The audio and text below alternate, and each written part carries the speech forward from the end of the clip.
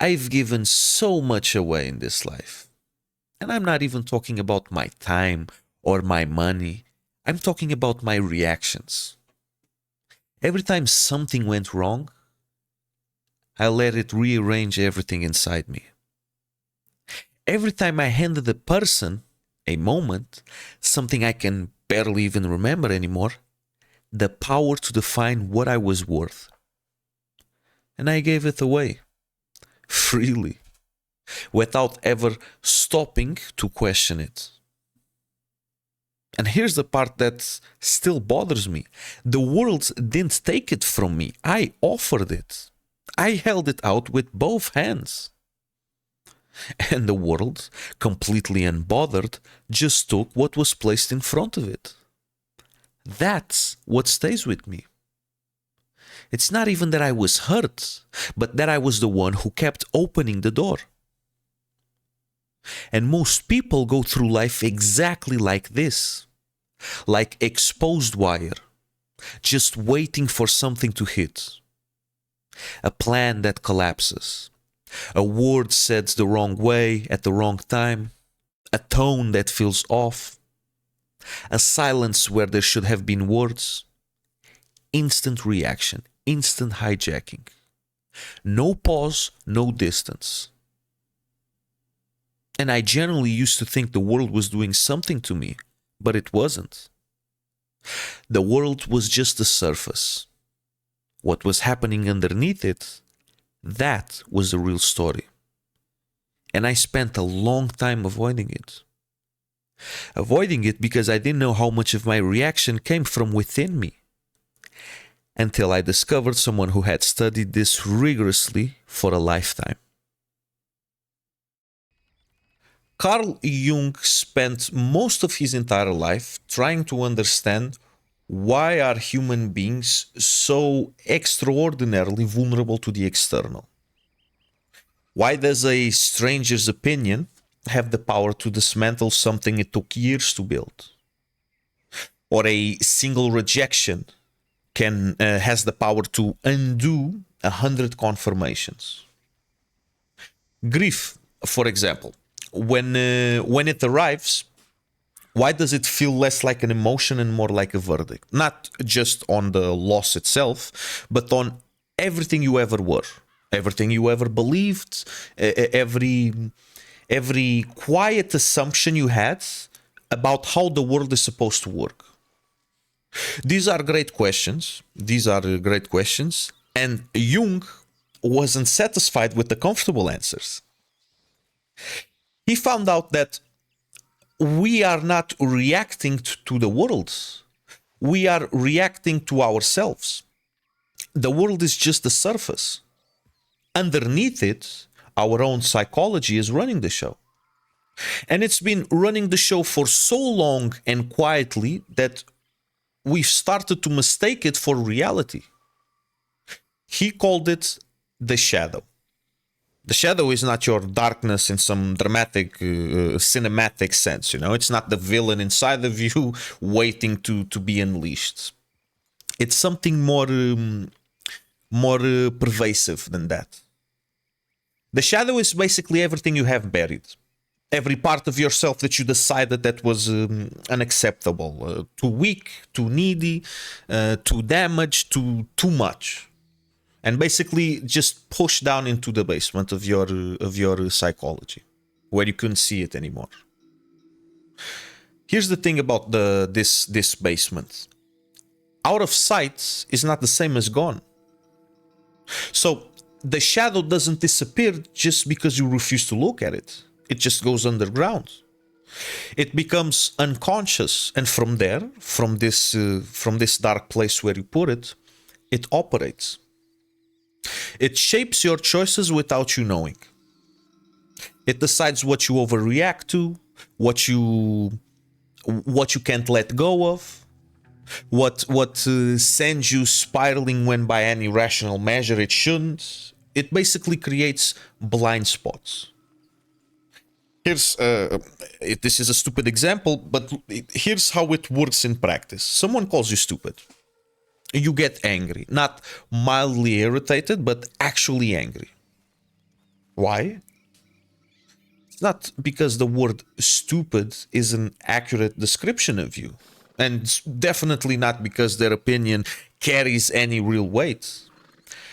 But because part of you, an examined part that's been down in the basement for a long time, has wondered if this might be true. Has carried, without your conscious permission, the fear that it might be. So when their words landed on you, they didn't create that fear, they found it. They basically pressed on something that was already there. So the anger isn't about them, it never was. It's about what their words had to attach to in order to land the way they did. Jung put it precisely. Everything that irritates us about others can lead us to an understanding of ourselves. Not this is not a philosophical nicety, but it's more like a diagnostic tool. Every emotional reaction that feels disproportionate is data. It's the unconscious pointing at something it wants you to finally see. Most people ignore it. I ignored it for a long time. They blame the person who triggered it.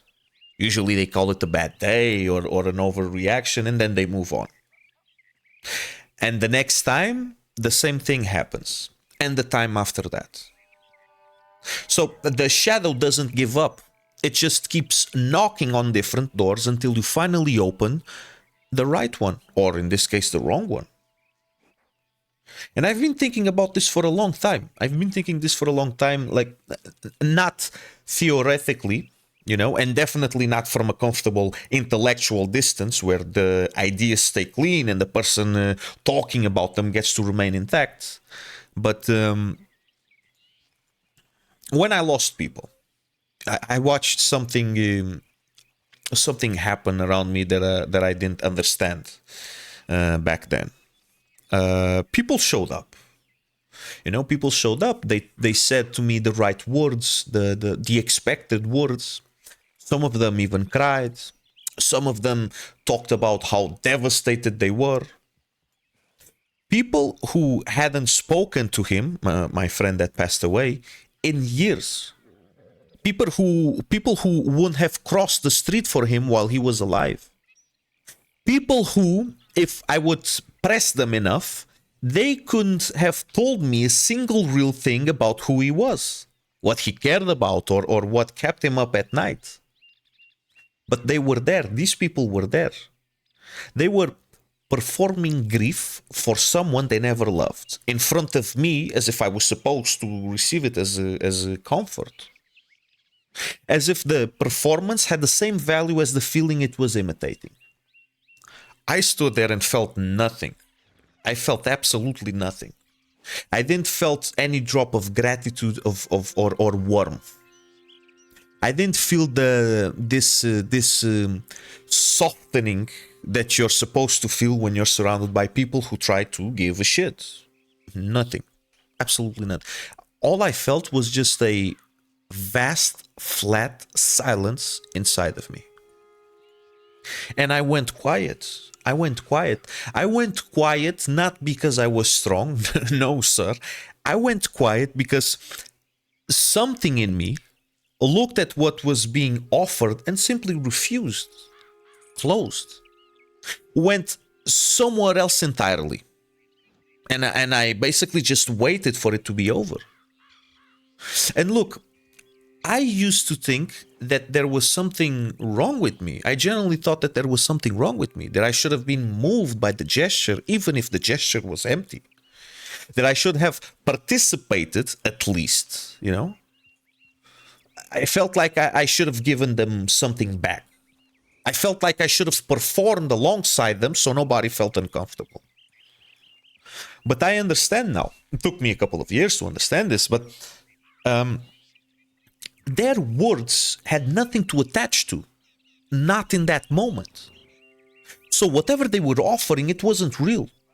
And something deep in me, something below the level of conscious thought, recognized that. So the shadow, for once, had nothing to latch onto.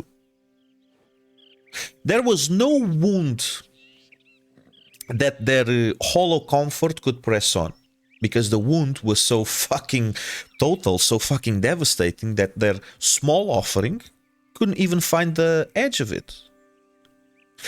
Carl Jung would recognize this immediately. This reaction, well, the absence of this reaction reveals the internal landscape. My silence wasn't coldness or damage, though it probably looked like damage from the outside, but this was basically clarity that I wish I'd be able to access under better circumstances. The world was asking me to perform. I couldn't. And something about the inability to perform in that specific moment was the most honest thing I've ever done without even trying. Everything that controls you has your permission. I'm not talking about my conscious permission. I'm talking about the deeper permission, the one that comes from not having looked closely enough at myself to know what I'm carrying, and therefore not knowing where I'm vulnerable. Think about the mechanics for a moment. The moment I need someone's respect, they have power over me. Not because they've earned it, but because I gave it to them by needing it. So the moment I need a situation to go a certain way, it controls me. I made my internal stability dependent on something external, and external things are, by definition, outside of my control. The moment I need the world to make sense in a way that confirms the framework I've built, I've made myself hostage to something that was never going to cooperate. For a long time, I built elaborate systems to manage it from the outside, systems of avoidance and of control. I got good at predicting outcomes and steering away from situations that had hurt me before. And look, for a while it worked. It genuinely did. I'm not dismissing it. There's real intelligence in learning your vulnerabilities and protecting them. But protection isn't the same as healing. Eventually, usually when I least have the capacity for it, something gets through. And then I'm left holding the ruins of the structure I built, asking why it failed, instead of asking, why did I need to build it in the first place? What was I trying to keep out? Carl Jung said that neurosis is always a substitute for legitimate suffering. What that means is I wasn't avoiding pain, I was delaying it and paying interest on it every single day. I was trading the real pain of confronting something for a chronic lower grade pain of never resolving it. That constant feeling that something is wrong but you can't explain what it is, that's not bad luck. That's the cost of everything you didn't face when it was real. So the more I try to control the external world, the more power I give it over me. This is the paradox at the center of it. The tighter I grip, the more the thing that I'm gripping defines me. And I used to call this stability, mind you. Look, real stability doesn't require anything outside of you to behave. It comes from knowing that even when everything goes to shit, you don't. And this is where Albert Camus walks in. Camus has never been interested in making us feel better. That's not what he came for. Camus novel, he has a novel called The Stranger. The protagonist, Mir Salt, he commits the most, it's brilliant, but the most unsettling act in all of the 20th century French literature. He basically refuses to perform. His mother dies and he doesn't cry at the funeral. Not because he's a sociopath or because he didn't love her, but because grief doesn't follow the choreography the world writes for it. It basically arrives in its own form with its own logic, and mere salt, for whatever reason, is simply incapable of performing the expected version. He can only be what he actually is in the moment, no more. And the world, which requires performance in order to function, puts him on trial for it. Not really for the crime, the crime becomes almost secondary. What the prosecution builds its case on is his failure to weep at the right moment. His decision to drink coffee and smoke a cigarette during the funeral. The fact that he even went to the cinema the next day with the woman. So basically, his general refusal to arrange his internal experience into the shape that social convention required. The prosecutor didn't argue that he's a murderer. He argued that he's a monster because he was honest, or at least authentic, when everyone else needed him to lie convincingly. And look, I want to be careful here. I'm not putting Meerschault forward as a model.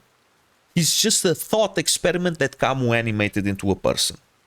He's the logical endpoint of a kind of a radical, unexamined disconnection. And that disconnection ultimately destroys him. The indictment the world levels at him, and that part is entirely real. And it's happening all the time to people who aren't literally characters. The world doesn't want your truth. What it wants is your performance. It wants you to cry at funerals, rage at the provocations, break down in the right ways, recover on the right schedule, grieve for the right duration, and then put it away and return to functioning. It wants your internal experience to match its external script. And when it doesn't, when you were supposed to be full of something legible and reassuring, you get read as broken, as cold, as something deviant and troubling that needs to be corrected.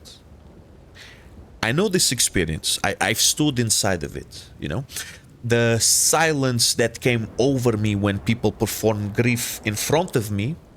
And look, this wasn't sociopathy.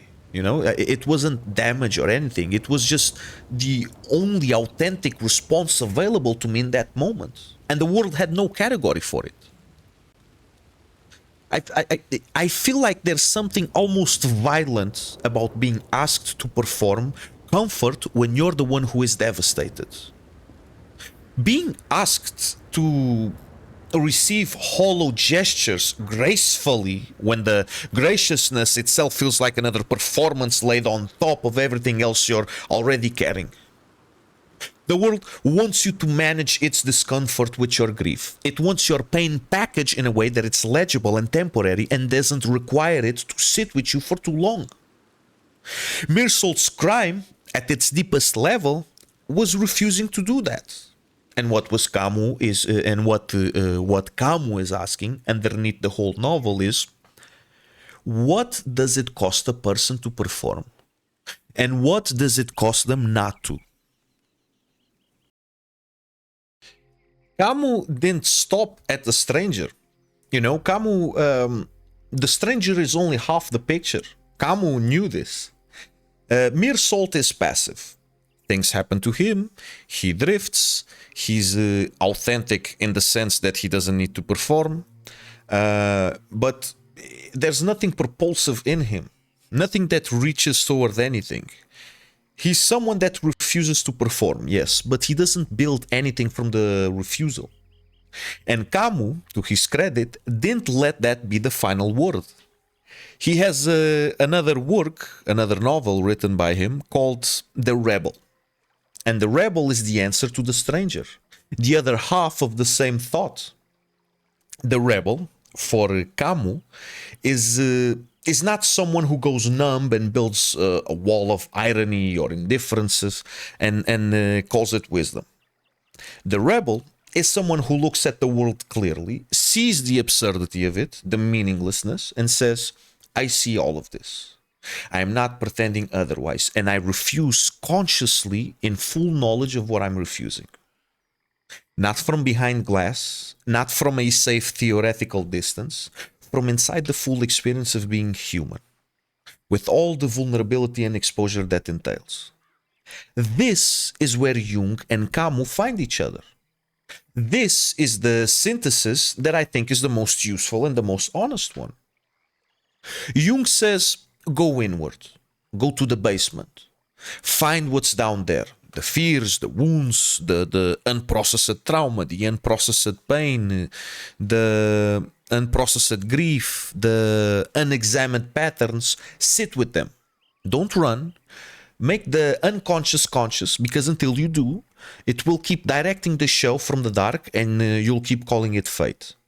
And this is basically one of Jung's quotes. Camus says, on the other hand, he says, come back out. Not to play the game the world designed it, not to perform, but to be fully, unironically present, while being completely immune to the mechanisms the world uses to control most people.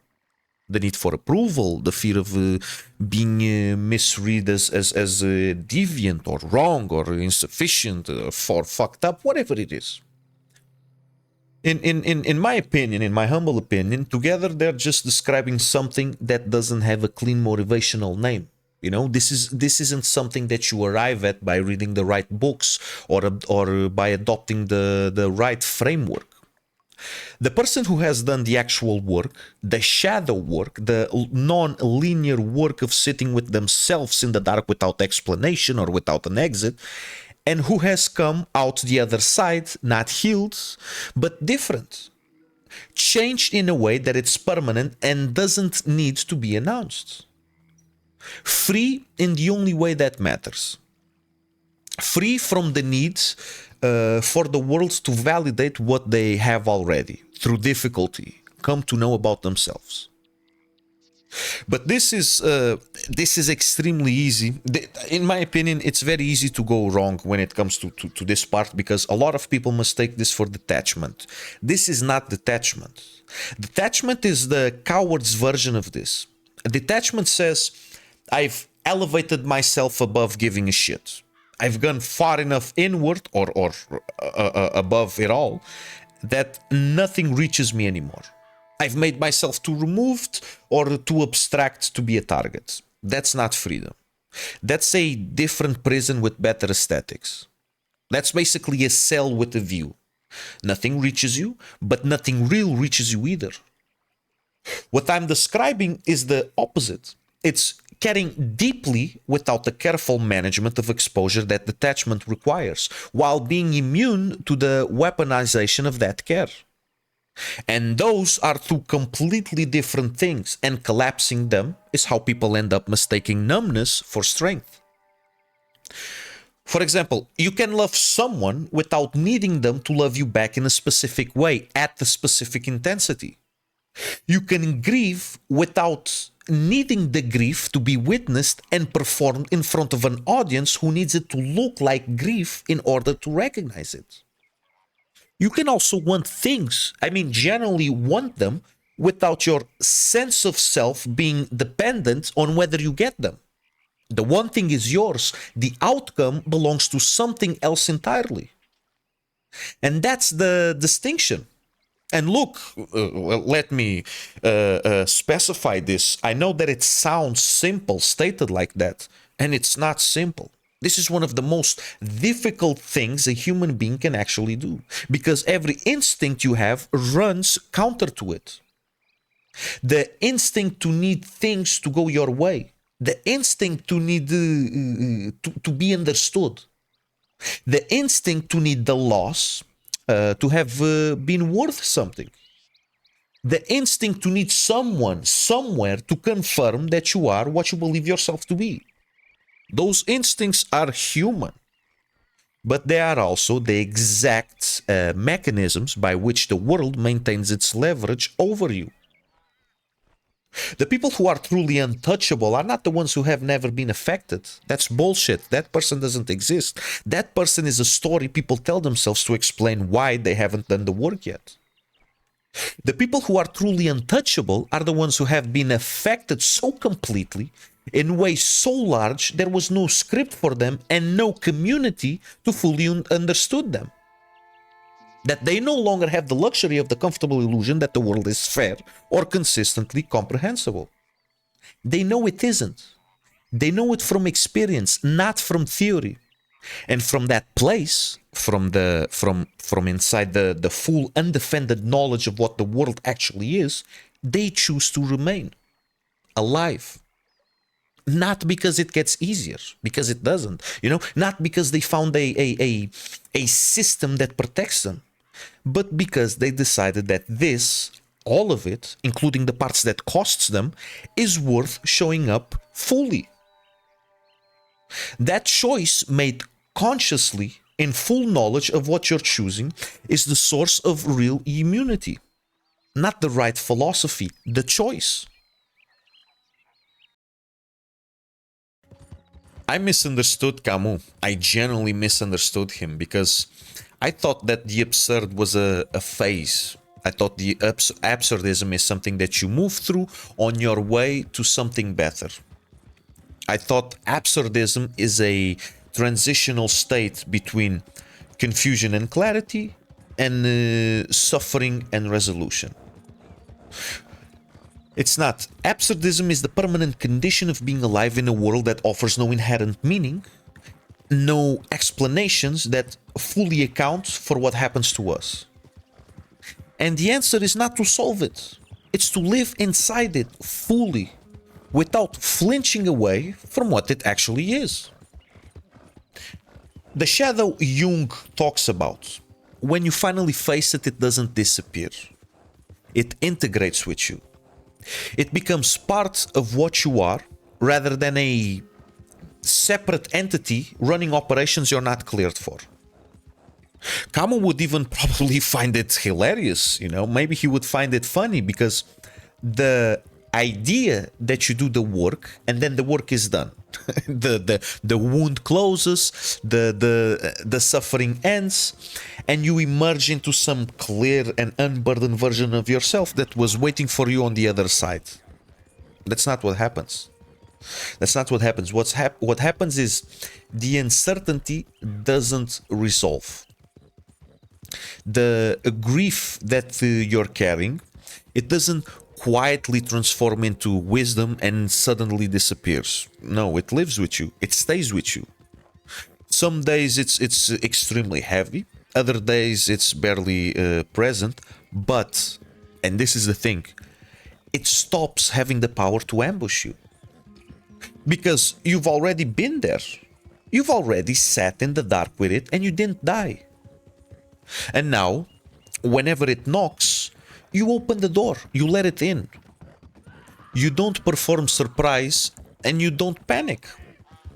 You don't immediately reach for something external to make it stop. You just let it be what it is. A weight you've learned to carry without it throwing off your balance. And look, this is not resignation. Resignation is passive. Resignation is the collapse of will. What I'm describing is something closer to the opposite. To see clearly, to feel fully, and to refuse anyway to be controlled. To remain upright inside the full experience of what you're carrying, without pretending it's lighter than it is, and without letting its weight become your identity. Jung called this individuation, the lifelong process of becoming who you actually are. Not who your wounds made you, not who you perform in order to be acceptable to the various contexts you move through. You, underneath all of it. The thing that remains when you stop running from the parts of yourself you find most frightening. Camus, he calls this revolt. The only honest response to a world that provides no explanations, no assurance that any of it means what you need it to mean. And not revolt as destruction, not the nihilistic version, which is ultimately just a more dramatic form of giving up. Revolt as insistence, as the decisions to be here fully, in full knowledge of everything that being here costs, and not let that cost define the terms of the experience. They're describing the same person from different directions, who found on the other side,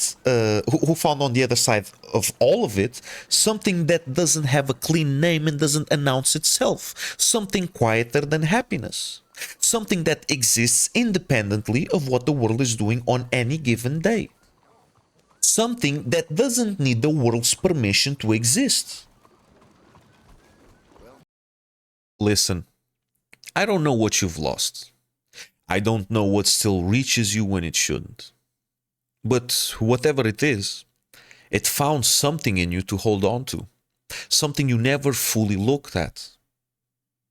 And this is not because you're weak, but because looking at it requires a kind of courage most people spend their lives avoiding. And this is not impressive courage even. This is the quiet kind, sitting with yourself in the dark and refusing to look away. And the answer is not to feel less. Feeling less is not a superpower. It's an amputation dressed up as strength. And it's not to build higher walls either. The things that cost you the most don't care about walls. They get through anyway. The answer is to go in, to find it, to look at it directly, without explaining it away, without waiting to be ready. Because you won't be ready. And the moment won't come. There's only this, and what you choose to do with it. And once you see it, it loses its leverage. Not completely and forever, but enough. Enough that the next time the world reaches for it, there's nothing left to grab. And nobody's going to do this for you. Not the right philosophy, not the right person, not the right Red Dead Redemption 2 gameplay video with some wannabe philosopher talking on the background, not the right words at the right time. And guess what? You already know that. That's the absurd part. You've always known.